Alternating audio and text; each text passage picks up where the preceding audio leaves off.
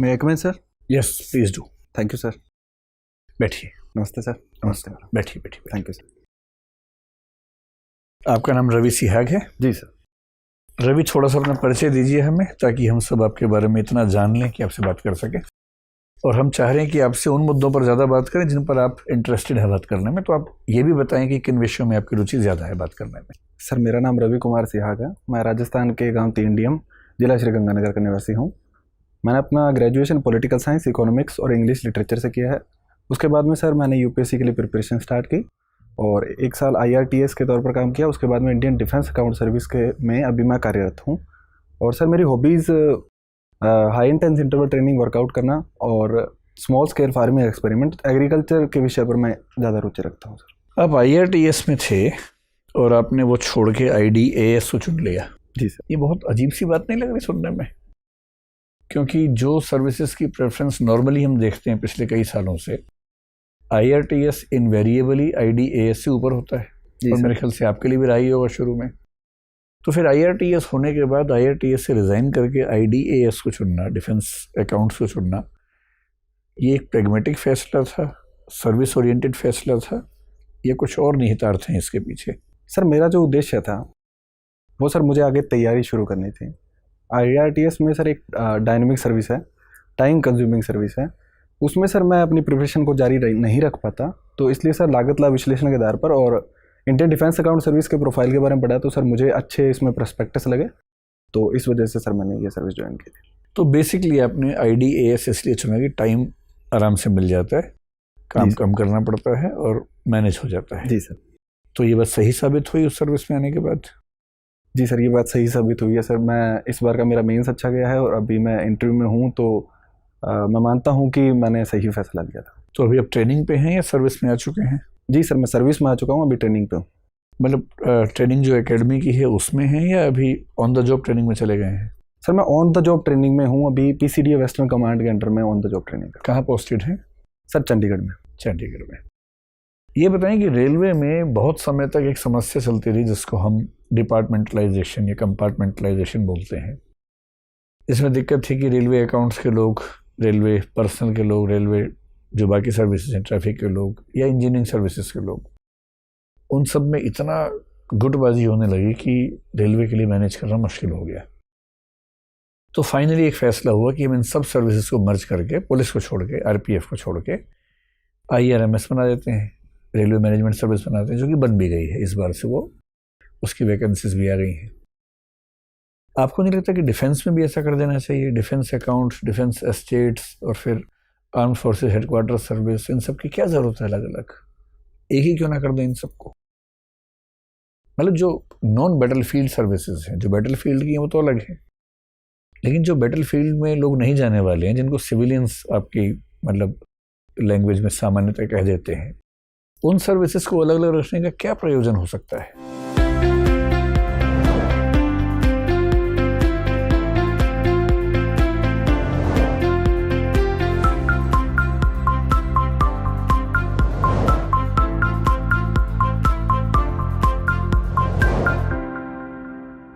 Sir इसके कुछ प्रयोजन जो बताए जाते हैं, वो पहला ये है कि डिफेंस एक बहुत बड़ा सेक्टर है। रेलवे भी बड़ा सेक्टर था, लेकिन रेलवे का बजट पिछले कुछ दशकों से क्रमिक रूप से घटा है। तो इस वजह से रेलवे की सर्विस का मर्जिंग किया गया था, क्योंकि सर रेलवे के बोर्ड में सर्विसेज को लेकर काफ़ी टकराहट रहती थी। तो प्रतिभा के आधार पर बोर्ड में चयन नहीं हो पाता था। 1905 से जो बोर्ड चल रहा था उसमें सुधार अपरिहार्य हो गए थे। डिफेंस के स्तर पर सर ये बातचीत चल रही है कि डिफेंस की सर्विसेज को मर्जिंग किया जाए। उसमें एक मुख्य मुद्दा है कि जो अकाउंटिंग सर्विसेज है उनको मर्ज करने का मुद्दा भी शामिल है। उसके अलावा जो स्टेट सर्विस है उसमें भी डिफेंस पर्सोनल्स का कहना है कि उसमें जो डिसीजन लेने की पावर है वो आर्मी पर्सोनल्स को दी जाए, ताकि जो निर्णय हैं वो त्वरित रूप से लिए जाए। सर इसके आगे जो भी संभावनाएं हैं वो आगे देखनी पड़ेगी कि किस प्रकार। तो आपकी राय में Indian defence account service, Indian civil account service, Indian railway account service, इन सब को मर्ज कर दें और ऑडिट अकाउंट्स को भी शायद इनके सबके साथ मर्ज कर दें, वो ज़्यादा अच्छा उपाय है, या डिफेंस की सर्विसेज को आपस में मर्ज करना बेहतर है? क्योंकि इसका भी लॉजिक समझ नहीं आता। जब सिविल अकाउंट्स है ही आपके पास, उसी कुछ लोग रेलवे में चले जाएं, उसी कुछ लोग डिफेंस में चले जाएं। जब बाकी सारी मिनिस्ट्रीज़ में सिविल अकाउंट्स के लोग जा सकते हैं, तो इन दो मिनिस्ट्रीज़ में ही ऐसा क्या है कि वहाँ अलग सर्विस चाहिए? सर जहाँ तक अकाउंटिंग सर्विसेज को मर्जिंग करने की बात है, वो मर्जिंग हो सकती है, लेकिन कुछ व्यवहारिक समाधान इसके लिए करने होंगे। जैसे कि सर डिफेंस में जो कोड हेड्स हैं वो बहुत अधिक हैं। इसमें 2 प्रकार के मैनुअल्स हैं, उसमें कोड हेड की संख्या हज़ारों में है। ठीक है। और सिविल अकाउंट्स में कोड हेड कम इस्तेमाल किए जाते हैं। वो तो मर्ज हो जाएंगे आपस में। सर उसको पीएफएमएस के साथ इंटीग्रेट करना इसलिए भी मुश्किल है क्योंकि राष्ट्रीय सुरक्षा का मुद्दा है। और इसमें सर ऑनलाइन करने में डिफेंस सर्विसेज की ओर से कुछ आपत्तियां जताई गई है कि इसको ऑनलाइन करेंगे तो साइबर सिक्योरिटी के फ्रॉड्स हैं वो जो थ्रेट हैं वो इसमें दिखाई दे सकते हैं। तो अभी डिफेंस अकाउंट्स में आप साइबर लेवल पे बिल्कुल नहीं जाते हैं? सर कुछ पेपर पे होता है? सर काफ़ी हद तक अभी पेपर पे काम चल रहा है, लेकिन अभी जो हैदराबाद में इंडियन जो टेक्नोलॉजी सेंटर है वहाँ पर उन्होंने एक प्रबल विकसित करने की ओर बढ़ रहे हैं। आर्म्ड फोर्सेस की तरफ से इसमें सहमति जताई गई है, उस पर अभी काम चल रहा है। उसके अलावा सर पेंशन के स्तर पर डिजिटलाइज किया गया स्पर्श प्लेटफॉर्म है, और अकाउंटिंग स्तर पर ट्यूलिप प्लेटफॉर्म पे अभी काम चल रहा है। ठीक है। तो इसका मतलब ये हुआ कि आपकी राय में अकाउंट सर्विसेज को मर्ज करना ठीक नहीं होगा, लेकिन वैसे डिफेंस सर्विसेज को मर्ज करना बेहतर उपाय हो सकता है। सर अकाउंट सर्विसेज में भी मर्जिंग हो सकती है, लेकिन उसमें सर ट्रेनिंग के स्तर पर और अधिक अच्छे से सारी अकाउंट सर्विसेज को ट्रेनिंग जो मॉड्यूल है उसमें बदलाव करने होंगे। उसके अलावा जो कोड हेड है उसको जो सिविल के कोड हेड है उसके साथ मर्जिंग करने के लिए कुछ उपाय करने होंगे। उसके बाद में सर इस चीज़ की मर्जिंग हो सकती है। अभी हाल ही में कर्नाटका हाई कोर्ट का एक फैसला है जिसको हिजाब विवाद कहते हैं। जी सर, मुझे थोड़ा सा समझाइए कि क्या हम ये कह सकते हैं कि ऐसे फैसले हमारी अब तक की जो धर्मनिरपेक्ष छवि है उस पर हमला है या उसी का लॉजिकल एक्सटेंशन है?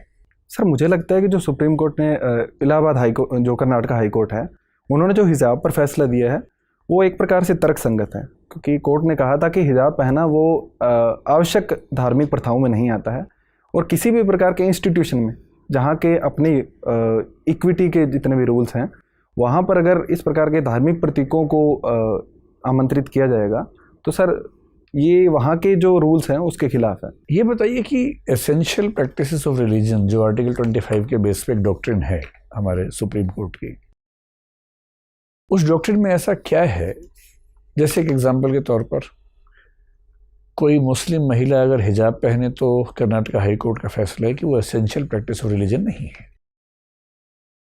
सिख समाज की जो पगड़ी है वो एसेंशियल प्रैक्टिस ऑफ रिलीजन है।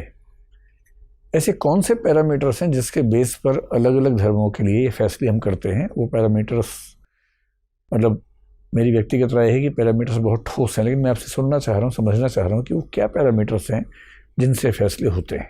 सर 1955 के आसपास एक विवाद में न्यायालय ने कहा था कि वो जो आवश्यक धार्मिक प्रथाएं उनको निर्धारित करेगा। तो सर जो मुख्य धर्म में कोर बातें लिखी गई है उनके बेस पर शायद आवश्यक जो धार्मिक प्रथाएं उनको निर्धारित किया जाता होगा।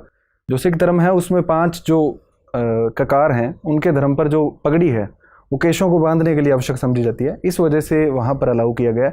लेकिन जब कोर्ट ने कर्नाटक हाई कोर्ट ने कहा कि कुरान में इस प्रकार की कोई भी व्याख्या नहीं मिलती कि हिजाब पहनना आवश्यक धार्मिक प्रथा के अंतर्गत आता है, इसलिए उन्होंने एजुकेशन इंस्टीट्यूट में इसको बंद करवा दिया। सर बहुत बढ़िया, बंद करवा दिए कोर्ट ने, या कोर्ट ने सिर्फ इतना कहा कि बंद किया जा सकता है? सर सॉरी सर, मुझे एग्जैक्ट नहीं पता शब्दों को लेकर। कोई बात नहीं, ठीक है, आप पूछिए। रवि जी सर, आप अर्थशास्त्र के छात्र रहे हैं, मेरा एक प्रश्न है, अगर एक फिल्म निर्माता अपनी मूवी को यूट्यूब पे अपलोड कर दे तो उसके अलावा किन किन क्षेत्रों को आर्थिक नुकसान पहुंचेगा? सर कई प्रकार के क्षेत्र हैं जो मैं सोच पा रहा हूँ। पहला कि सर जो सिनेमा की जो कंस्ट्रक्शन इंडस्ट्री है उसको नुकसान होगा। दूसरा सर जो मॉल में काम करते हैं, सिनेमा के आसपास जो लोग काम करते हैं उनको नुकसान होगा। तीसरा सर जो सिनेमा ले जाने के लिए जो ऑटो रिक्शास हैं, जो किसी भी प्रकार के यातायात के साधन हैं, उनको नुकसान हो सकता है। उसके अलावा सर अभी मैं सोच रहा, देखिए जिस प्रकार से कोविड के संक्रमण बढ़ते जा रहे हैं तो क्या आपको नहीं लगता कि सिनेमाघरों का विस्तार करने से बीमारी और बढ़ेगी? और अगर किसी मैसेज को हमें बहुत लोगों तक पहुंचाना है तो यूट्यूब पे डालकर वो ऐसा काम भी कर सकता है। माफ़ कीजिए सर, मैं प्रश्न को थोड़ा सा चलिए छोड़िए इसको, कोई इशू नहीं है। हमने अभी पिछले 2 सालों में कोविड काल देखा। जी सर, आपने इस आपदा को अवसर में कैसे परिवर्तित किया? सर कुछ मुद्दों पर मैं मान सकता हूं कि हमने इस आपदा को अवसर में परिवर्तित किया। पहला चित्र सर हाइजीन को लेकर है। नहीं, आपने कैसे किया? आपके अपने स्तर पे, व्यक्तिगत स्तर पे आपने ऐसा क्या किया कि इस आपदा को अपने लिए अवसर में कन्वर्ट कर लिया हो? सर इसी स्तर पर मैं हाइजीन को लेकर अधिक सतर्क हुआ हूँ। दूसरा सर मैंने ऑनलाइन जो माध्यम है, जहाँ पर पहले मैं सहज इतना महसूस नहीं कर सकता था, वहाँ पर अभी मैं सहज महसूस करता हूँ सर। और तीसरे स्तर पर सर जो सॉरी सर अभी कुछ सोच चलिए नहीं पा कोई रहा नहीं। देखिए ऐसा मुझे लगता है पर्सनली कि संयुक्त राष्ट्र संगठन बहुत सफल नहीं रहा। उसके गठन के बाद से आतंकवाद की घटनाएं कुछ खास कम नहीं हुई हैं, देशों में तनाव है, शक्तिशाली देश कमज़ोर देशों पर अत्याचार करता है। तो क्या आपको नहीं लगता कि इसको भंग कर दें, एक नए सिरे से किसी नए संगठन की कल्पना की जाए? सर मुझे लगता है कि इसको भंग करने के बजाय इसमें सुधार किए जाने चाहिए, क्योंकि इतने वर्षों में 1945 लेकर हमने जितना निवेश किया है, जितने इसकी संस्थानों में निवेश किया है, इंस्टीट्यूशन बनाए हैं, रूल्स एंड रेगुलेशन बनाए हैं, उसको स्ट्रेंथन करना ज़्यादा प्रभावी होगा बजाय कि एक नई संस्था बनाने के। क्योंकि सर इसका कोई भी प्रमाण नहीं है कि जो नई संस्था बनाएंगे वो नए विश्व में जितने भी इस प्रकार की घटनाएं होती है उसको रोक पाने में सक्षम होगी या नहीं। तो अगर संयुक्त राष्ट्र में सुधार किए जाएँ तो वो ज़्यादा प्रभावी मैं मानता हूं। तो मान लेते हैं आपको एक मौका दिया जाए कि संयुक्त राष्ट्र सुरक्षा परिषद के आपको स्थायी मेंबर्स चुनने हैं, तो कौन से 5 देश होंगे जिसको आप चुनना चाहेंगे? सर क्या P5 के अलावा बताना? बिल्कुल फ्रेश हमें चुनना है, कोई 5 देशों का एक समूह जो स्थायी सदस्य होंगे UNSC के। तो आपके हिसाब से किन देशों को उसमें से निकाला जाए, किन देशों को उसमें शामिल किया जाए, ज़रा बताएं।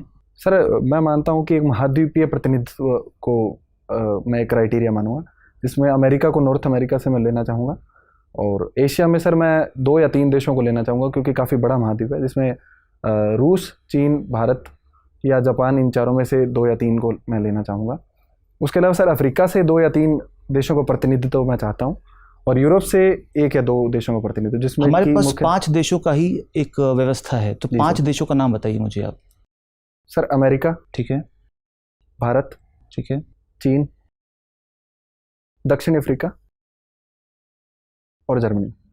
अच्छा जर्मनी। जी सर। फ्रांस क्यों नहीं? सर जर्मनी की जो इकोनॉमी है उसमें सबसे अधिक है, और दूसरी बात है कि सर वहाँ पर न्यूक्लियर जो वेपन है वो भी जर्मनी के पास नहीं है सर। तो एक प्रकार से अगर हम डी न्यूक्लियराइजेशन के मुद्दे पर बातचीत करेंगे तो जर्मनी एक बेहतर विकल्प साबित होगा दूसरे देशों की बजाय। अच्छा, देखिए हवाला और हलाला, इनमें क्या अंतर है? सर हवाला एक ऐसी प्रक्रिया है जिसके तहत अवैध रूप से विदेशों से मुद्राएं भेजी जाती है, जिसमें कुछ कमीशन एजेंट होते हैं, वहाँ से लेन देन को यहाँ पर लेन देन करते हैं। और हलाला है सर वो शायद निगाह हलाला से संबंधित आप पूछ रहे हैं, तो उसमें ये 3 तलाक का एक प्रकार है जिसमें 3 बार तलाक बोलकर तलाक की प्रक्रिया को अंजाम दिया जाता है। अच्छा, देखिए हवाला की अगर हम बात करें तो देशों के बीच में इस प्रकार की जो प्रक्रिया है उसको रोकने के लिए या मनी लॉन्ड्रिंग को रोकने के लिए FATF नाम के एक जो बॉडी है उसका गठन किया गया है। जी सर। किसने किया था? सर ये G7 के देशों द्वारा किया गया था, जिसमें मुख्यतः G7 देशों की एक मीटिंग में FATF का गठन किया गया था। एग्जैक्ट सर जो ईयर है वो मैं भूल रहा हूँ। चलिए कोई नहीं। तो इसमें ग्रे सूची क्या होती है FATF में? सर ग्रे सूची में उन देशों को रखा जाता है जो व्यापक निगरानी के तहत कार्य करते हैं और जिन पर भविष्य में सैंक्शंस लगाए जा सकते हैं। कोई देश ऐसा है जिसको रखा गया उसमें? सर पाकिस्तान को अभी हाल ही में ग्रे सूची में रखा गया है। और किन्हें रखा गया ब्लैक सूची में? सर 2 देश हैं, ईरान और उत्तर कोरिया, जिनको ब्लैक सूची में रखा गया। चलिए thank you. Thank you sir. Ravi ji madam, आपके गांव का नाम बड़ा यूनिक है। जी मैडम। क्या मतलब है इसका? मैडम मेरे गांव है जो पहले एक मरुस्थल का क्षेत्र था, इंदिरा गांधी नहर आने के बाद में ये क्षेत्र पूरी तरीके से परिवर्तित हो गया। तो एक प्रकार से नहर के योगदान को देखते हुए नहर से जो छोटी वितरिकाएं निकलती है जिनको माइनर कहते हैं, उनसे जो पानी की निकासी के द्वार होते हैं उनके द्वारों के नाम पर गांव का नाम रखा गया है। तो DM का मतलब है कि डबजाल एडजॉइनिंग माइनर, जो इंदिरा गांधी की एक छोटी माइनर है जो डबजाल गांव से होकर प्रवाहित होती है, उसके नाम पर सर इसका नाम रखा गया। बहुत बढ़िया। ये बताएं कि क्या इंदिरा गांधी कैनाल आने के बाद से जो वहाँ का एग्रीकल्चर है उसको कुछ बुरा प्रभाव भी पड़ा है? जी मैडम, कुछ कुप्रभाव मैं देख सकता हूँ, जैसे कि जो सोयल सैलिनिटी की समस्या है वो वहाँ पर आई है, जिसको स्थानीय भाषा में सेम कहा जाता है। दूसरा कि फसल प्रतिरूप में विकृति उत्पन्न हुई है, जो गेहूं और चावल की फसलें हैं उन पर ज़्यादा ध्यान दिया गया है, जिससे लैंड डिग्रेडेशन और भूमि की गुणवत्ता प्रभावित हुई है। तीसरा, वहाँ पर जो कीटों और नए रोग, मलेरिया जैसे रोग हैं, उनकी संख्या में वृद्धि देखी जा सकती है। बिल्कुल। आप डिफेंस सर्विसेज से एसोसिएटेड हैं। जी मैडम। भारत में डिफेंस एक्सपेंडिचर कितना है? मैडम डिफेंस का बजट टोटल 5,25,000 करोड़ रुपए का है, जिसमें 1,60,000 करोड़ रुपए कैपिटल एक्सपेंडिचर के रूप में है। और कितना हम एक्सपोर्ट और इंपोर्ट करते हैं? डिफेंस में? मैडम जो कैपिटल एक्सपेंडिचर है उसका 60% हम लोग इंपोर्ट करते हैं, उसके अलावा बाकी हम लोग घरेलू बाजार से उत्पादित करते हैं। एक्सपोर्ट के एग्जैक्ट डेटा नहीं पता, लेकिन टोटल वर्ल्ड के एक्सपोर्ट का 0.2% इंडिया का शेयर है मैडम। बहुत कम है। जी मैडम। ऐसे कोई 3 तरीके बताएं जिससे कि हम अपना एक्सपोर्ट बढ़ा सकें।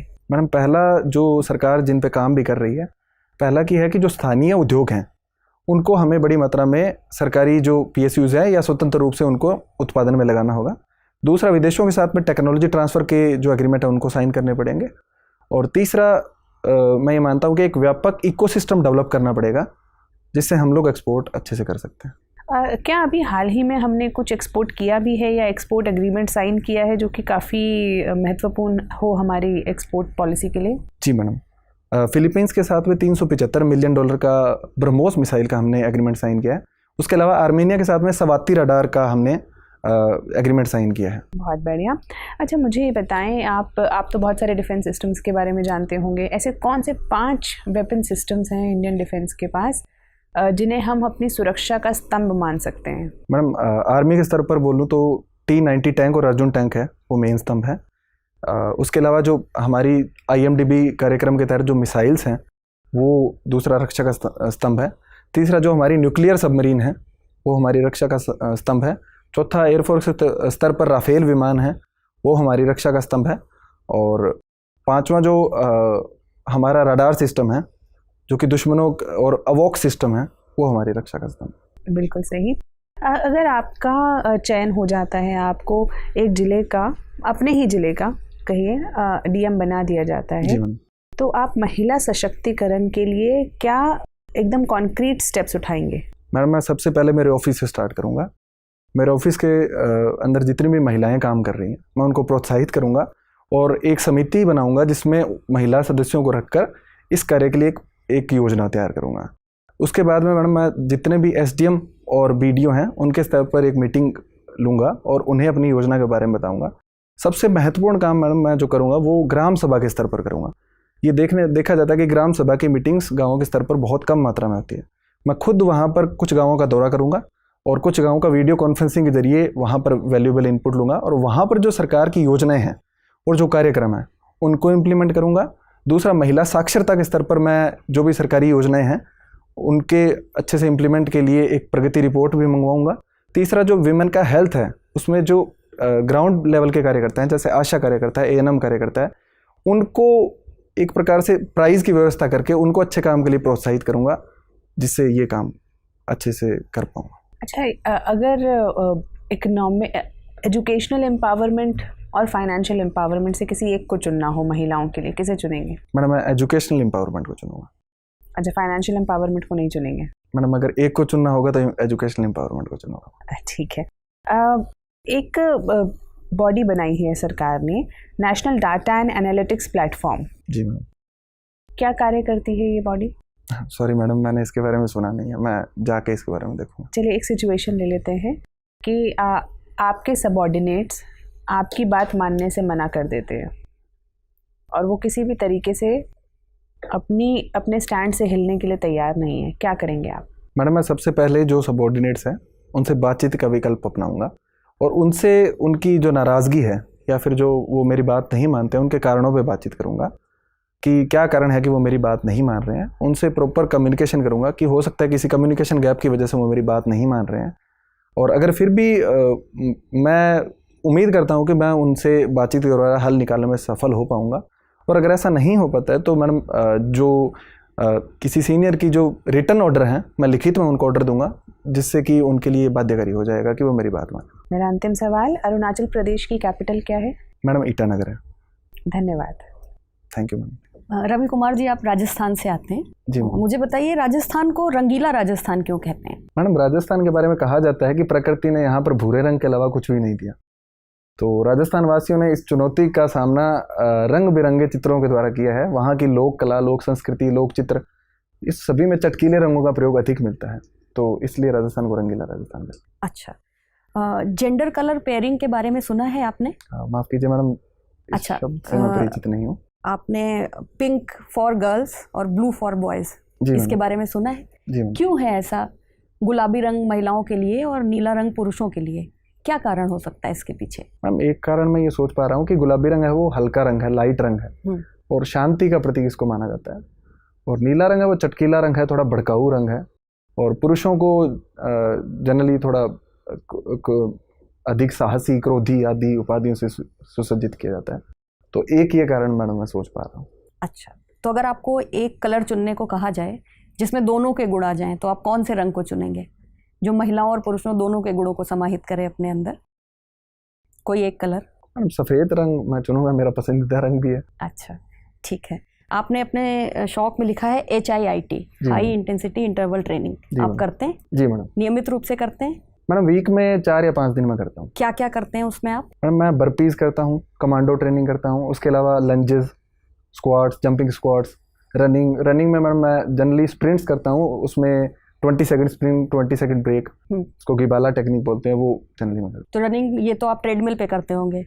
नहीं मैडम, मैं जहाँ भी मौका मिलता है वहाँ कर लेता हूँ, अगर पार्क हो तो सबसे अच्छी चीज़ है, वरना ट्रेडमिल पे करता हूँ। अच्छा, तो ये बताइए, अगर कोई व्यक्ति 2 पैरों से भागता है यानी कि मनुष्य, और जानवर जो 4 पैरों से भागता है, दोनों में से ज़्यादा तेज कौन भागेगा? मैडम ये बॉडी साइज पे और आकारिकी पे ज़्यादा निर्भर करेगा। हाँ, कि कुछ जानवरों में 4 पैर होते हैं लेकिन फिर भी हम उनसे तेज भाग सकते हैं, और कुछ जानवरों में 4 पैर होते हैं जैसे कि घोड़ा, वो हमसे तेज भाग सकता है। तो शायद शरीर की जो आकार है, आकारिकी है, उस पर अधिक निर्भर करेगा। उस पर अधिक निर्भर करेगा। ठीक है। आप हिंदी साहित्य के विद्यार्थी हैं, आप मुझे बताइए राजस्थान के कुछ प्रमुख साहित्यकारों के नाम। मैडम रांगेय राघव जी है, उसके अलावा विजयदान देथा जी हैं, मीराबाई, दादू दयाल, बिहारी लाल जी, ये सभी राजस्थान से। अच्छा, ठीक है। अंतर्राष्ट्रीय महिला दिवस 8 मार्च को मनाया जाता है, हम सब जानते हैं। राष्ट्रीय महिला दिवस कब मनाया जाता है? सॉरी मैडम, मैं भूल रहा हूँ इसके बारे में। अच्छा, सरोजिनी नायडू जी के बारे में सुना है आपने? जी मैडम। कौन थी? मैडम इनको भारत कोकिला के नाम से जाना जाता है। ये स्वतंत्रता सेनानी थी जिन्होंने गोलमेज सम्मेलनों में भारत का प्रतिनिधित्व किया था और भारत की आज़ादी के बाद भी अनेक मंचों पर सक्रिय रही थी। अच्छा, ठीक है।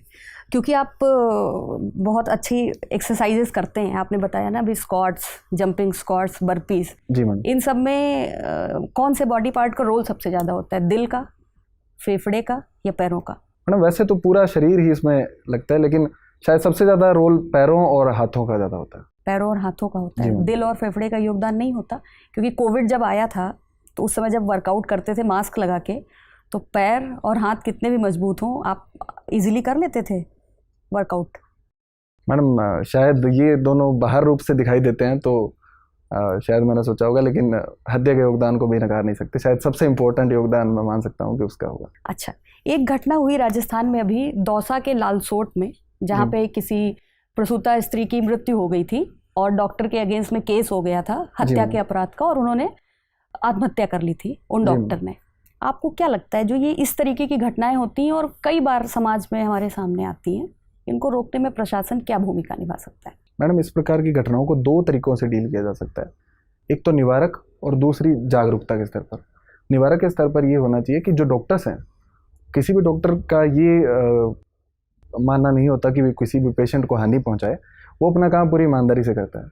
और जहाँ तक उस प्रसूता का सवाल था, उसका जो प्रेगनेंसी थी वो काफ़ी क्रिटिकल थी, तो उस मामले में डॉक्टर ने अपना भरसक प्रयास किया था।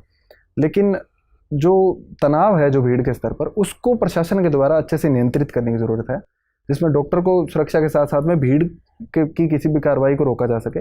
और अवेयरनेस जनरेशन के स्तर पर लोगों को भी इस बात के लिए सेंसिटाइज करना चाहिए कि जो डॉक्टर हैं वो अपना काम पूरी शिद्दत के साथ में करते हैं और उनके काम के स्तर पर उन पर सवाल नहीं उठाए जाने चाहिए। अच्छा, ठीक है। आप हिंदी साहित्य के कौन से कवि को पढ़ना सबसे ज़्यादा पसंद करते हैं? मैडम अज्ञेय जी और सूर्यकांत त्रिपाठी निराला जी को मैं पढ़ना पसंद करता हूँ। निराला की कौन सी पंक्तियाँ आपकी पसंदीदा हैं? मैडम उनकी कविता राम की शक्ति पूजा है, वो पूरी कविता ही एक प्रकार से मेरे लिए प्रेरणा का कार्य करती है। क्यों? मैडम उस कविता में दिखाया गया है कि किस प्रकार से व्यक्ति अगर ठान ले तो वो शक्ति की कठोर साधना के द्वारा किसी भी स्थिति पर विजय पा सकता है, इसलिए आपको। और अज्ञेय जी की? अज्ञेय जी की मैडम असाध्य वीणा मुझे काफ़ी पसंद है। असाध्य वीणा आपको अच्छी लगती है, ठीक है। रवि, आपको स्मॉल फार्मिंग एक्सपेरिमेंट्स करना पसंद है? जी सर। तो किस तरीके के एक्सपेरिमेंट करते हैं आप? सर कई स्तरों पर एक्सपेरिमेंट्स करता हूँ। जैसे कोई एक बताइए। सर एक के स्तर पर जो अभी रिसेंटली हमने सर ऑर्गेनिक जो गेहूं है उसका उत्पादन शुरू किया। अच्छा, ऑर्गेनिक की बात की जाए तो भारत के पड़ोसी देश में भी ऐसा एक एक्सपेरिमेंट हुआ जो कि बहुत ही घातक साबित हुआ है। जी सर। कौन सा देश है वो? सर श्रीलंका में ऐसा हुआ है। तो श्रीलंका में जो इकोनॉमिक क्राइसिस चल रही है उसके अगर 2-3 मूल कारण बताने हो तो कौन से कारण है? सर पहला तो कोविड-19 जो बीमारी है उसकी वजह से वहाँ का जो एक मुख्यतः टूरिज्म ड्रिवन इकोनॉमी है उसको नुकसान हुआ है। दूसरा सर जो एग्रीकल्चर में उनके द्वारा डिसीजन दिए थे कि कोई भी कृत्रिम फर्टिलाइजर या ऑर्गेनिक फार्मिंग पे शिफ्ट कर लिया था उन्होंने, फिर उसको वापस ले लिया गया। जी सर। और तीसरा सर उनकी जो राजनीतिक और आर्थिक नीतियाँ हैं वहाँ पर भ्रष्टाचार बहुत अधिक है, तो उन नीतियों को मैं अभी तो वहाँ एक जो वहाँ के शासन में, जैसे भारत में भी हम लोग सुनते हैं कि परिवारवाद काफ़ी हावी रहता है। जी सर। तो एक समय में राजपक्सा फैमिली के कितने मेंबर्स थे वहाँ की सरकार में? अभी तो उन्होंने रिज़ाइन कर दिया कई मेंबर्स ने, लेकिन जब सारे थे तो कितने मेंबर्स थे? सर बताया जाता है कि 40 से अधिक परिवार है वो सरकार के विभिन्न पदों पर कार्यरत है। और कैबिनेट की बात की जाए तो? सॉरी सर, एग्जैक्ट नंबर अच्छा नहीं पता। ठीक है। मुझे ये बताइए कि कभी कभी हम सुनते हैं कि भारत को एक 2 फ्रंट सिचुएशन का सामना करना पड़ सकता है। जी सर। तो ये 2 फ्रंट सिचुएशन कैसी सिचुएशन होगी? सर 2 फ्रंट सिचुएशन की जो एक तरफ पाकिस्तान के साथ में और दूसरी चाइना के साथ में हमें युद्ध जैसी स्थिति का सामना करना पड़ सकता है। तो ऐसे समय के लिए भारत को कैसी तैयारी करनी चाहिए? सर जो पाकिस्तान के साथ में युद्ध होगा वहाँ पर हमें तीनों सेनाओं का प्रयोग अधिक करना पड़ेगा। चाइना के साथ में थल सेना मुख्य रूप से रहेगी, उसके साथ में एयरफोर्स भी उसकी सहायक की भूमिका में रहेगी। तो एक प्रकार से मैं कहूँ तो एक थिएटर कमांड के स्तर पर हमें प्रयास करने चाहिए ताकि तीनों सेनाओं में अच्छे से कोऑर्डिनेशन करके हम इस स्थिति से निपट सकते हैं। ठीक बात है। आप मुझे ये बताइए कि लगातार चाइना ने यूएस पे ये आरोप लगाया है कि वो जो एशिया पैसिफिक है, क्योंकि वो इंडो पैसिफिक नहीं कहता है, वो एशिया पैसिफिक टर्म ही यूज़ करता है, वहाँ जो यूएस है वो एक 5-4-3-2 स्ट्रैटेजी यूज़ कर रहा है। तो क्या है ये 5-4-3-2? 2 यहाँ बायलैटरल रिलेशंस हैं और ये अलग अलग ग्रुपिंग्स के नाम हैं। सॉरी सर, इसके बारे में मैं अवेयर नहीं हूँ। मैं कुछ अंदाज़ा लगा पाएंगे? 5 अगर 4 जैसे क्वाड है तो 5 क्या है, 3 क्या है? सर 3 से मतलब ऑकस से होना चाहिए। बिल्कुल। 2 से मतलब अमेरिका का कोई बायलैटरल रिलेशंस हैं। 2 सर इंडिया हो सकता है। 5 में सर P5 या फिर सॉरी सर मुझे इसका आप देख लीजिएगा। मुझे ये बताइए कि वेब 3.0 काफ़ी चर्चा में है कि अभी हम लोग वेब 2.0 यूज़ कर रहे हैं, तो वेब 3.0 और 2.0 में क्या फ़र्क आएगा? सॉरी सर, इसके बारे में खुद को अपडेट नहीं कर पाया हूँ सर। ठीक है। मेरा आखिरी सवाल आपसे ये है कि प्रधानमंत्री जी लगातार वोकल फॉर लोकल की बात कर रहे हैं कि वोकल हो या लोकल के लिए, और दूसरी तरफ अगर हम देखें तो क्या भारत कहीं ना कहीं प्रोटेक्शनिज्म की तरफ नहीं जा रहा है? अगर हम बोल रहे हैं कि सिर्फ हम अपने लोकल प्रोड्यूस को ही आगे बढ़ाएंगे, तो क्या ये ग्लोबलाइजेशन के खिलाफ है?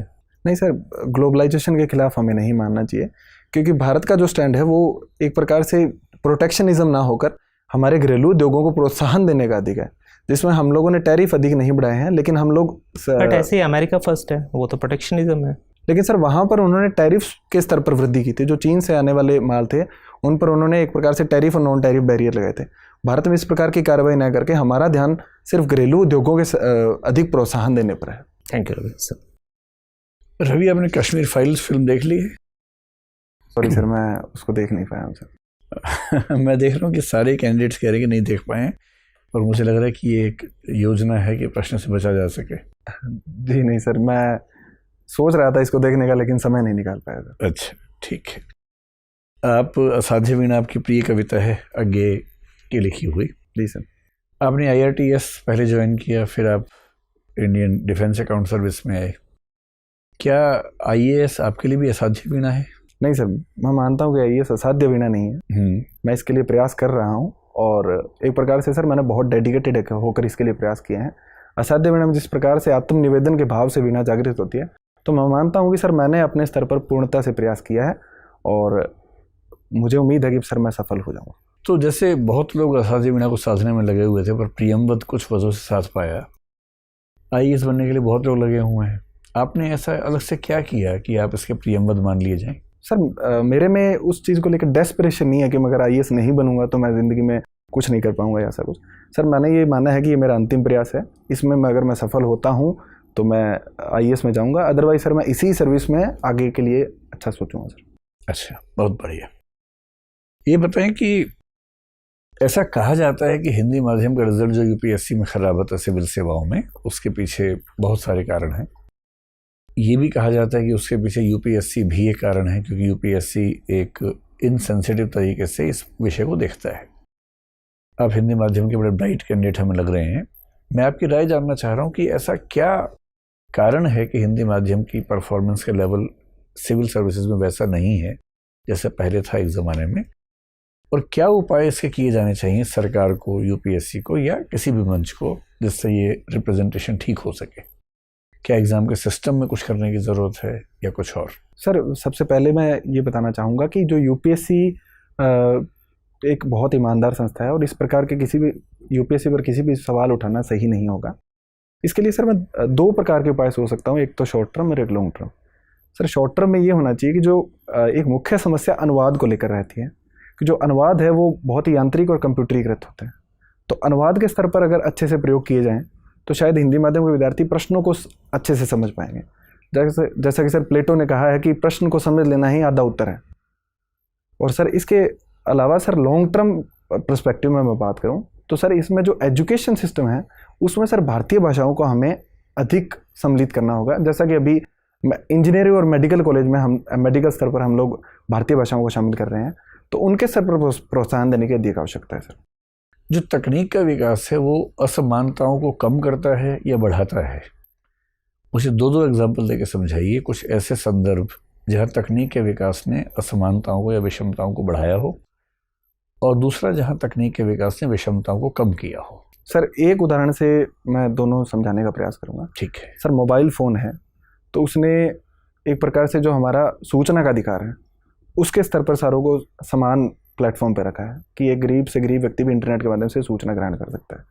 वही मोबाइल फ़ोन और इंटरनेट अगर महंगा है तो एक प्रकार से उसने डिजिटल डिवाइड को बढ़ावा दिया है कि जो हायर क्लास के लोग हैं उसको अच्छे से अफोर्ड कर सकते हैं और जो गरीब बच्चा है, गरीब स्टूडेंट है, उसको अच्छे से अफोर्ड नहीं कर सकता। ठीक है रवि, एक आखिरी सवाल मेरा ये है कि एक डॉक्ट्रिन है हमारे संविधान में, संविधान का मतलब सुप्रीम कोर्ट ने इंटरप्रिटेशन में उसका जिक्र किया, वो है डॉक्ट्रिन ऑफ हार्मोनियस कंस्ट्रक्शन, समन्वयकारी निर्वचन का सिद्धांत।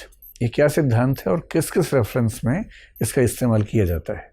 सर, मैं पूरी तरह से इससे अवेयर नहीं हूँ, लेकिन इसका मतलब ये है कि अगर किसी भी सूची में कोई मद शामिल है तो अगर मंशा किसी सरकार की सही है तो दूसरे सूची जैसे राज्य सूची के विषय पर भी अगर संघ कानून बनाती है तो उसको असंवैधानिक घोषित नहीं किया जाएगा। ठीक है, चलिए, रवि आपका नाम है और रविन्द्रनाथ टैगोर हमारे स्वाधीनता संग्राम के दौर के बहुत महान व्यक्ति हुए। जी सर।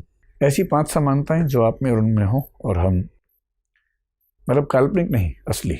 सर, रविंद्रनाथ टैगोर जी से खुद की तुलना करने के लिए सर अभी मैं खुद को इतना सक्षम नहीं मानता हूँ, लेकिन जिन दिशाओं में आप उनके जैसा होने की ओर अग्रसर हों उन दिशाओं को भी आप तुलना का बिंदु मान सकते हैं। सर, एक ये है कि साहित्य में उनकी रुचि थी, साहित्य में मेरी रुचि है। ठीक है। दूसरा है कि सर वो अपने विचारों को लेकर काफ़ी दृढ़ थे और मैं भी अपने विचारों को लेकर काफ़ी दृढ़ हूँ। जब तक कि सर मुझे लगता है कि मैं गलत नहीं हूँ तो मैं अपने विचारों में परिवर्तन करता हूँ, अदरवाइज सर विचारों की दृढ़ता मेरे में है। तीसरा कि सर उनके अंदर लीडरशिप क्वालिटी थी। मैं भी मानता हूँ कि सर मैं लोगों से जुड़ाव रखता हूँ, लोगों से संवाद करने में खुद को अच्छा मानता हूँ। ऐसे कौन से मुद्दे थे जहाँ महात्मा गांधी और टैगोर के बीच में असहमतियाँ थीं? सर, एक तो मशीनी विकास को लेकर उनमें दोनों में सहमति थी। दूसरा सर शिक्षा के अंदर असहमति थी। महात्मा गांधी मानते थे कि सर जो हाथ से हस्तशिल्प के कार्य हैं वो उनको अधिक तरजीह दी जानी चाहिए, और रविंद्रनाथ टैगोर जी जो विज्ञान है और मशीनों के प्रयोग को लेकर अधिक मानते थे कि उनका प्रयोग किया जाना चाहिए। दूसरा सर शिक्षा के स्तर पर महात्मा गांधी भारतीय जो विद्याएं हैं उन पर अधिक भरोसा करते थे, और रविंद्रनाथ टैगोर जी ने अंग्रेजी शिक्षा और विज्ञान की शिक्षा को भी अधिक महत्व दिया था। ठीक है रवि, आपसे बात करके बहुत अच्छा लगा, अब आप जा सकते हैं। Thank you sir. Thank you madam.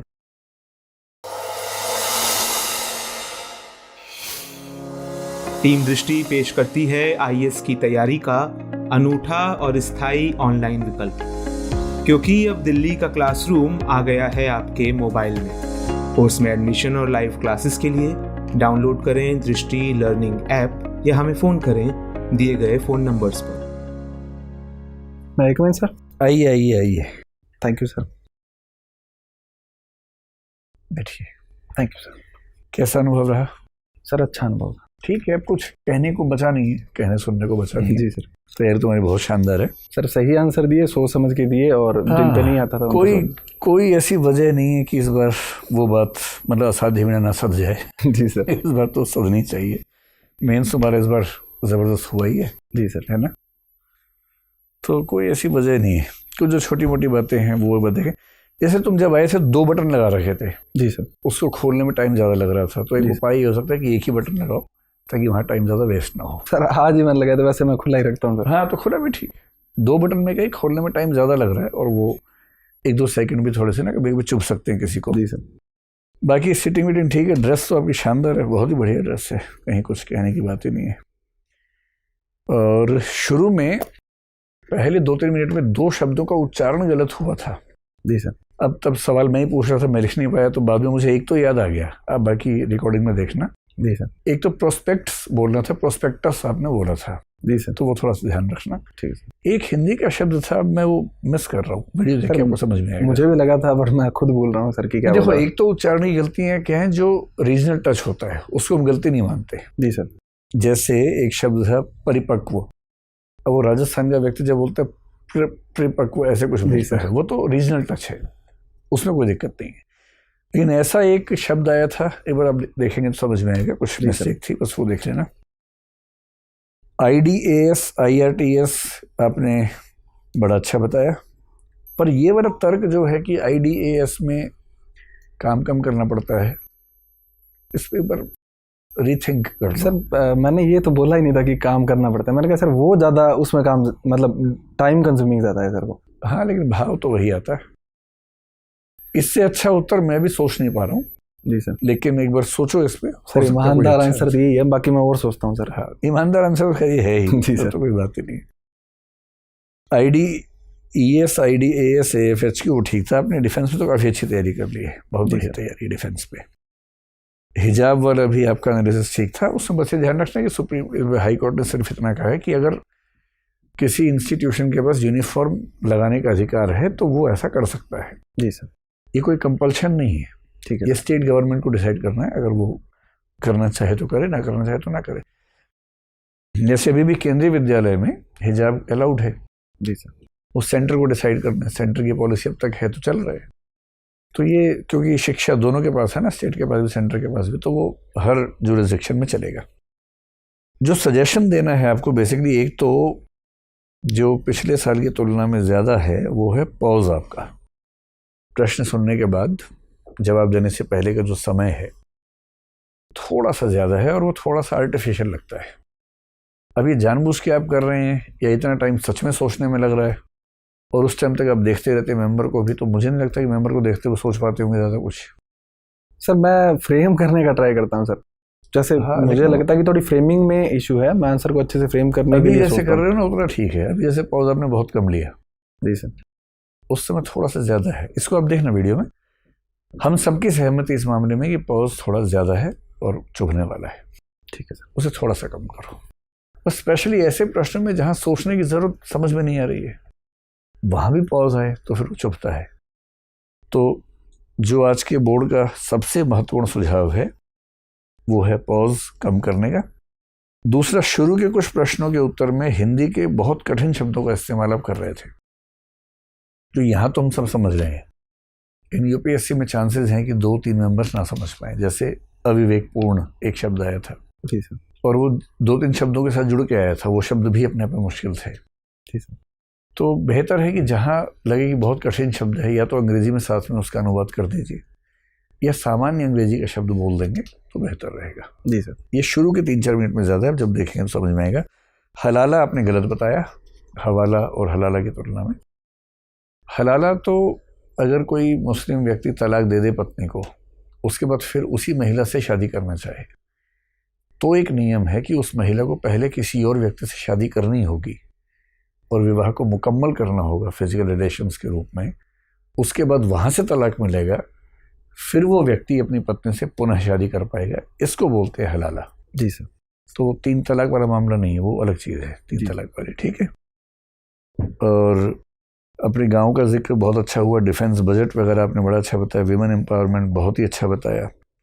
रंगीला राजस्थान, बड़ा मतलब आंसर ऑफ द डे तो वही था कि प्रकृति ने केवल भूरा रंग दिया है, बाकी हमने भर रही है। इतना बढ़िया आंसर दिया, मजा आ गया सर। ये आज ही हम लोग डिस्कशन कर रहे थे इस आंसर को। अरे वाह जी सर, मतलब प्रश्न भिड़ गया आपका। जी सर।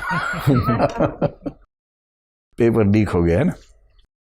आपकी जो फिजिकल ट्रेनिंग वाला है वो भी अच्छा है, जहाँ उसमें आप फंसे थे हार्ट और लंग्स वाले मामले में, बहुत जल्दी आपने मैनेज कर लिया माफ़ी मांग के। जी सर। वो ठीक किया। उसमें तो हार्ट और लंग्स की भूमिका ज़्यादा होती ही इन सब चीज़ों में, तो थोड़ा सा अपेक्षा थी। यूपीएससी में क्या रिफॉर्म्स होने चाहिए हिंदी मीडियम को लेके, वो भी ठीक है। मैं बैलेंस देखना चाहता, बैलेंस आपका बड़ा अच्छा था। टैगोर वाले में भी आपने ठीक से मैनेज किया, तो कहीं कोई दिक्कत नहीं है। एक आध क्वेश्चन करंट अफेयर्स का कोई चूका है आपसे, जो कि बहुत जेन्युइन है, इतना चूक ही जाता है, लेकिन फिर भी अगर देखना ही है तो करंट अफेयर्स से एक बार देख लीजिए। सर मैं सोच रहा हूँ कि इस बार वाइल्ड गैस के बजाय एक सॉरी बोल दो, थोड़ा सा मेरे को भी पॉज मिल जाएगा। दिक्कत नहीं है, एकदम सॉरी बोलो जहाँ दिक्कत है। जी सर, एकदम सॉरी बोलिए। कश्मीर फाइल्स नहीं देखी है बचाओ? नहीं देखी अभी तक। तो देख लो यार। जी सर। मैं चाह रहा हूँ कि आपके इंटरव्यू में डिबेटेबल इश्यूज ज़्यादा रहें। जी सर। क्योंकि आप डिबेट्स को अच्छे से हैंडल करते हैं, तो जितने डिबेटेबल इश्यूज होंगे उतनी संभावना आपकी बढ़ेगी, आगे बढ़ जाएगी। और कश्मीर सर मैं तो ये सोच रहा था कि इसको देखूं और क्वेश्चन को फेस करूं, जरूर देखो और फेस करो। जी सर। क्योंकि मैं जितने लोगों से पूछ रहा हूँ सब कर देखी नहीं हमने, तो मैं प्रश्न लेके बैठा हूँ सुबह से, कोई मिल ही नहीं रहा मुझे। चलिए, मतलब कुछ कहने की जरूरत नहीं है, सब बढ़िया है। इस बार 2 साल के लिए मसूरी की तैयारी करो और बढ़ो आगे। जी sir, all the best. Thank you. कुछ पूछना है आपको? सर अभी तो कुछ नहीं पूछा, मेन वही क्वेश्चन था सर IRTS वाला, वो थोड़ा मैं सोच लेता हूं। सोचो, बैठते हैं अलग से। जी सर, बैठ जाते हैं। ठीक है, जाइए, शुभकामनाएं। Thank you sir. Thank you madam, all the best.